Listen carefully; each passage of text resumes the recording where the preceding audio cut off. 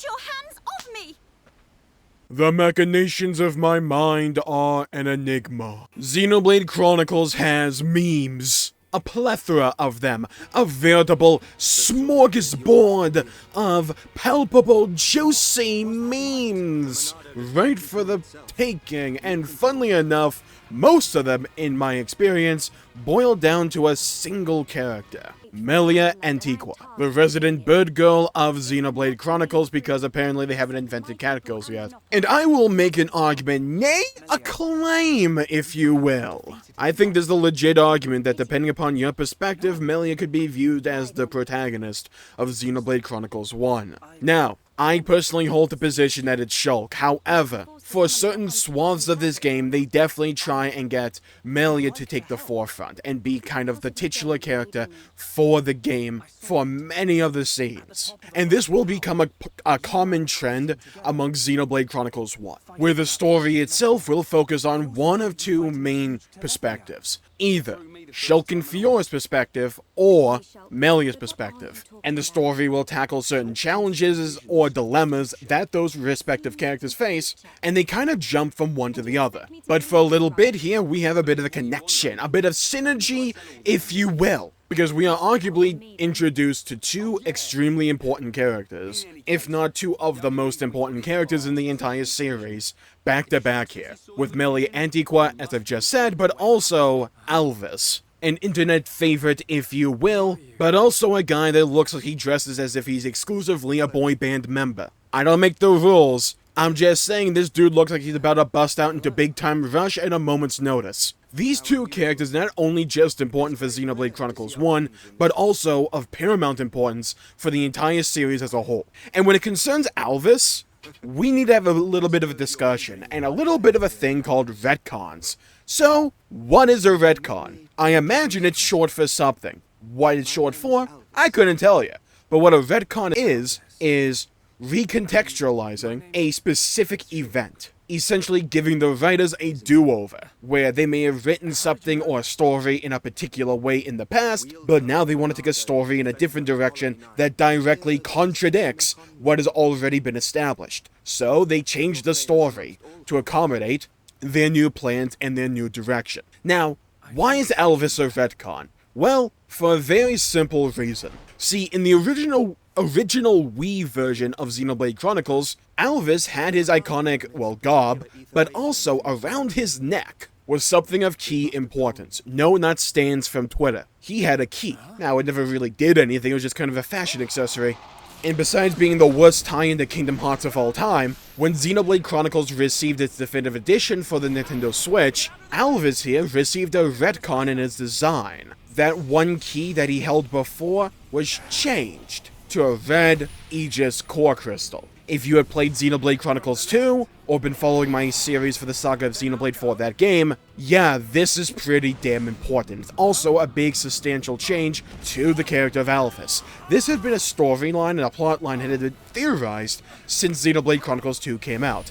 That Alvis himself was actually Ontos, the missing Trinity core processor. Now, Jmulls, I hear you asking, what the flying hell are you even talking about?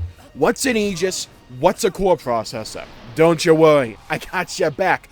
Uncle Jmulls is over here, ready to regale you with facts and information to astound you. So, to make a long story kinda short, some dickhead dug a hole in Africa, found a Zohar. Now, what is the Zohar, I hear you asking? Or the conduit? It is essentially Deus Ex Machina turned into an actual item. It is this big, cross-like gem of divine power that just suddenly spawned into the world like a Halo weapon drop. Its powers were beyond our understanding, and humanity decided, well, we're gonna take this and study it. And in order to properly keep it secure and to actually study it and to be able to utilize the conduit, humanity created 3 AI processes that would work in tandem with one another to be able to be utilized for the conduit. Their names were Logos, Numa, and Ontos. Look, I may have wanted to sound fancy, so I called Ontos Ontos, okay? It's Ontos. I get it. I understand it. However, I sound smart if I say Ontos. Or sound like an idiot. It's like one of the two. Leave a comment as to which. Numa and Logos on Xenoblade 2 as Pyra and Mithra for Numa and Melis for Logos. However, when it came to Ontos before Definitive Edition, it was always a fan theory that Alvis was actually the missing core processor here. He was actually Ontos, but we didn't have an Aegis core crystal to work with. Where is it? And without that key piece of evidence, we could never tell for sure. Though we were kind of like locked in with that idea, at least the community was at that time. But with Definitive Edition, they changed his key to a red Aegis core crystal, essentially confirming that Alvis, the entire time, was Ontos, being tossed into a brand new world by the machinations of a mad scientist. And whereas the world of Xenoblade 2 would have to contend with both Numa and Logos working against each other, the world of Xenoblade 1 would only have Ontos. And the epic story that would unfold would be as a direct consequence of the actions of Ontos, otherwise now known as Alvis. Now, we see Ontos take up a significant role in two major Xenoblade entries, Xenoblade 1 and then Xenoblade 3 Future Redeemed. Let's actually take a minute to talk about this, because it's kind of fascinating. In Xenoblade 1, Alvis, for the most part, takes a bit of a passive role in the story. He kind of lets Zanza and Shulk play their events out. He may offer a few words of encouragement from here to there, or may take action a few times out of the whole game, but he's not really going to take much of a direct role. He's going to facilitate it so that Shulk can be the one to actually undertake the events intrinsic to the Xenoblade 1 plot. However, that is not the case in Xenoblade 3 Future Redeemed, which is where this story will all culminate. It'll also be where this whole Saga of Xenoblade culminates with, Xenoblade 3 Future Redeemed. And in that story, Alvis, or Ontos, is split into two, essentially, personalities. You have A, who will be accompanying our heroes, and then you have Alpha, who will be taking the role of the primary antagonist. Both these characters take direct, consequential, active roles in the story, completely counter to what has happened in Xenoblade 1. Now, that is not a critique, that is not a positive. That is, in my opinion, an interesting little nuance of the story, and an interesting way that the story came full circle in the end, where Xenoblade began with Alvis taking a bit of a passive role, and then culminating in him taking an extremely active role in the narrative. Alvis has always been kind of that character that has kind of resonated a lot with a lot of people. He's been mysterious and interesting and intriguing, advancing the plot in interesting and ways all uniquely of his own. Always feeling like that character that was secretly extremely powerful and could maybe solve the entire problem by himself, but what lesson would really be learned from that, and is that really the world we would want to create through the use of Xenoblade 1? We'll get to that part when we get to the end of Xenoblade 1, just something interesting to keep in the back of your mind, as it will contextualize certain events that Alvis undertakes from here on out. Because Alvis is a powerful entity. He is an Aegis. Remember what they can do in Xenoblade 2. Malus by himself put the entire world of Alves to heel, quaking and quivering in their boots. And what was their only main source of salvation? Another Aegis by the name of Mithra and Pyra.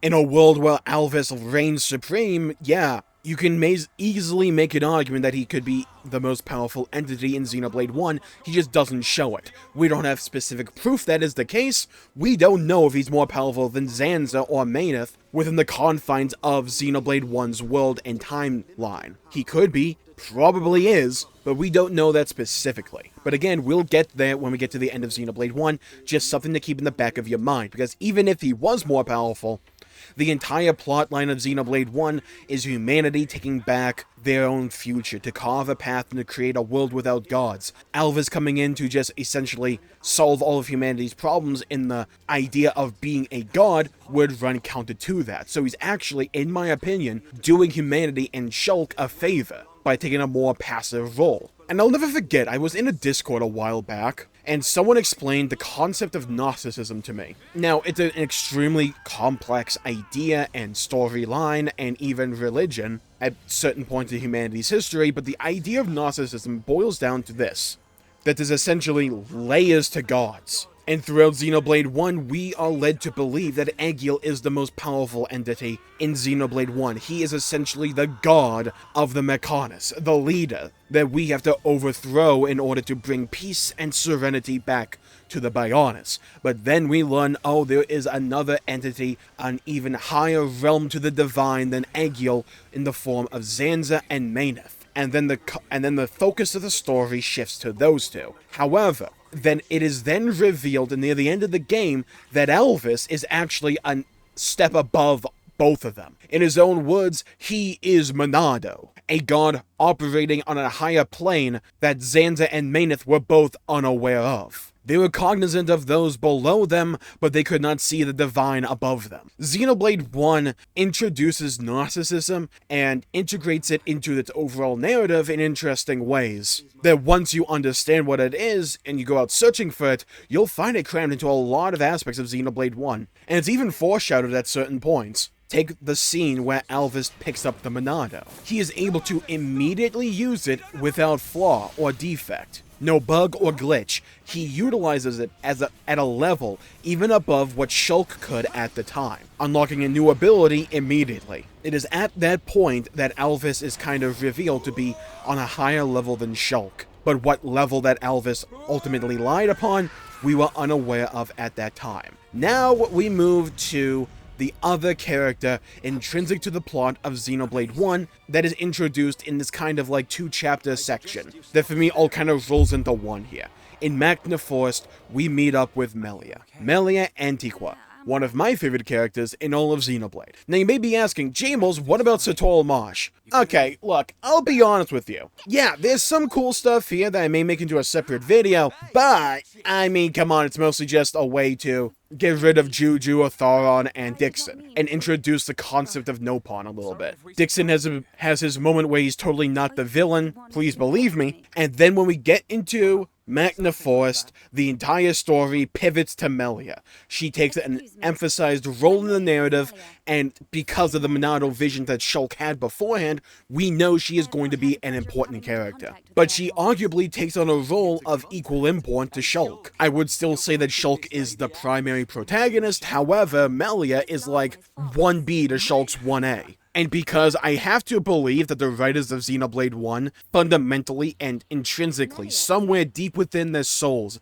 the cockles of their heart, have a burning, raging hatred, a maelstrom of anger and vitriol for the character of Melia, for no apparent reason. Her story begins with her messing up and losing people she cares about, her soldiers that answer to her. They die protecting her. Immediately, this will become not only a trend, but almost the entire character of Melia. She cannot stop taking L's throughout this entire game. I'm not joking, I don't think she takes a single W until Future Connected. Like, we have to get to the DLC that came out 10 years after the game came out in order for her to take an actual W with no strings attached. You know what, I think I'm starting to understand why a lot of people who go through psychological trauma really gravitate towards Melia. Now, Melia is the princess to the High Entia, this race of bird people that inhabit the upper echelons of the Bionis. They live on a giant city on the head of the Bionis, kind of like acting like this role of an advanced society, further along than humanity or the Homs in this case, or even the Nopon. This is emphasized because, well, they live higher than literally everybody. They live up in the clouds, up in Aerith Sea, the head of the Bionis, above literally everyone. Melia has a posh accent, thank you Ryan, and is doubtful to everyone pretty much, outside of those she trusts. Now, Melia and her squad were out trying to hunt down a Telethia that had escaped to the lower reaches of the Bionis. A Telethia at this point being some kind of mystical, mysterious enemy or monster that inhabits the Bionis. Its ultimate reveal, though, recontextualizes this scene to be kind of extremely horrific. Think about it. Spoilers for the end of Xenoblade 1, but we know that Telethia are transformed versions of High Entia. Melia, who just wanted to protect her people, was ultimately hunting down one of her own, who had crossed a point of no return and was now nothing more than a servant of Zanza. Or maybe Alvis. Yeah, remember, right after the Zord arc, Alvis used a Telethia to drive off the Faced Mechon and Metal Face. Again, another hint that Alvis is on a layer above everyone else at this point. But while Melia was getting more sleep than I've gotten in years, Shulk would go out try to get some ether to revive her, but would also run into Alvis. who would teach him about the Telethia, how to beat them, and how to unlock a new part of the Monado. And we also get some scenes here between Rein and Shulk that I do really like. It just helps to further show the bond between Shulk and Rein and the banter they are able to have, no matter what. Shulk and Rein are easily my two favorite friend groups, or at least my favorite friend pairing, in all of Xenoblade Chronicles. They just work extremely well with one another, and are funny to boot. Rein being a Bance machine helps a lot with that, but they manage to wake Melia up, who immediately is suspicious of Shulk, because Shulk is offering to help her, no strings attached. She comes from a royal family. She comes from a society where everything has a string attached. She doesn't know what to believe out of Shulk's mouth, because a basic act of human charity and kindness is a foreign concept to her, an idea she has never been afforded before in her life, and has been trained specifically to be on the lookout for and to be cautious of. But eventually she gives in to Shulk's riz, and then eventually decides, you know what, okay, I'll accept his help, let's go beat up this Telethia guy. And they make their way to Frontier Village, the home of the Nopon for Xenoblade Chronicles 1. And I have a lot to say about Nopon on the whole, so I'm gonna save discussion for the Nopon and Heropon Riki for a future video, because when it concerns the Nopon, their story is really branching around between the various Xenoblade games as a whole, and in terms of how they're actually introduced and the way they are utilized in each respective Xenoblade game. They deserve a video all of their own, so let's keep it to right now concerning Melia's story specifically, alongside her relationship and budding relationship with Shulk. So they go out to beat the Telethia, they beat the unholy dog crap out of them. Melia hits the sickest Kamehameha in the entire game series, and oh my god, we got a W. And we can actually head up now to Earthsea. Riki tags along because he's in crippling debt because his family hates him specifically, and Melia's attitude as a whole, bear in mind she just went through a tragedy with the loss of her soldiers under her command, which is a pain she will carry with her for quite a while from this point on, starts to soften up because she begins to trust Shulk's words and to see his sincerity. But also, they utilize an interesting aspect when it comes to the revenge arc of Xenoblade Chronicles. And this is more in line with Shulk convincing Melia to go out with him to fight the Telethia to begin with, but they utilize Shulk's anger and desire for revenge and vengeance as a whole in an interesting way. And that is, they don't paint revenge as a black and white, good and bad issue. They don't portray revenge as a morally, well, amoral thing. The anger that Shulk has for the Mechanists, for the Mechon as a whole, the anger that Melia has for the Telethia that took her soldiers away as she was forced to flee. That anger can be channeled in useful, practical, helpful, good ways to protect others so that they don't have to go through the same pain that Shulk and Melia were forced to go through. It's an interesting take on the revenge plot that a lot of stories just kind of like boil down to revenge is bad, which is kind of contrived, generic, and boring in my opinion, but Xenoblade 1 tackles it here in a very interesting way because, well, it's not so much of the emotion itself that anger is the enemy, it's how you utilize it, how you channel it. Do you use it for a selfish end? Like Egil, willing to throw away everything, all your morals and ambitions, on the altar of vengeance and anger, or to channel that anger and hatred to protect others, because intention is important here. It is everything. It is what separates Shulk here from Egil later on. However, we'll also start to see Shulk slowly move closer and closer towards Egil's perspective on anger and vengeance, until Prison Island, which we'll get to later on. But it is this perspective that really helps break Melia out of her funk, out of her being reluctant to heed Shulk's advice or to take his words as wisdom and gospel as they are. But once they have a time, or at least long enough to digest, she moves along with Shulk and kind of buys into his whole shtick. This not only introduces and furthers the plot of Melia and her story, but also Shulk as well, as we get a bit of a deeper look into his psyche, the way of his thinking, how he's channeling his anger and hatred and vengeance. Because it's not shown all the time. For quite long swaths of the game, we see him as kind of a generic RPG protagonist, the goody two-shoes guy, but underneath the surface at a moment's notice is that anger waiting to burst forth. And that anger, that hatred, will start to boil over once we get to Earthsea. Earthsea. So I'm gonna call the video there for the day. Thank you all for tuning into this episode of the Saga of Xenoblade. Thank you all for tuning in. My pleasure for making the video. If you enjoyed it, please leave a like and subscribe. It really helps the channel out and helps support future content, and I greatly appreciate it. Stay safe. Have a great day. If you like this video, please leave a like and subscribe. It really helps the channel out and helps support future content, and I greatly appreciate it. And hit the bell icon to be notified when I upload in the future. Follow all my socials down in the description down below. Go follow me on Twitch at twitch.tv/JMullsG. I'm over at Twitter at JMullsG as well. Please make sure to leave a like and subscribe, and leave a comment down below with who your favorite character from Xenoblade 1 is, or who your favorite no pawn is. I'd love to hear your thoughts and hear your opinions. Stay safe, have a great day, go play some video games if you can, and as always, I'll see you all next time. Bye bye everybody, until we meet again.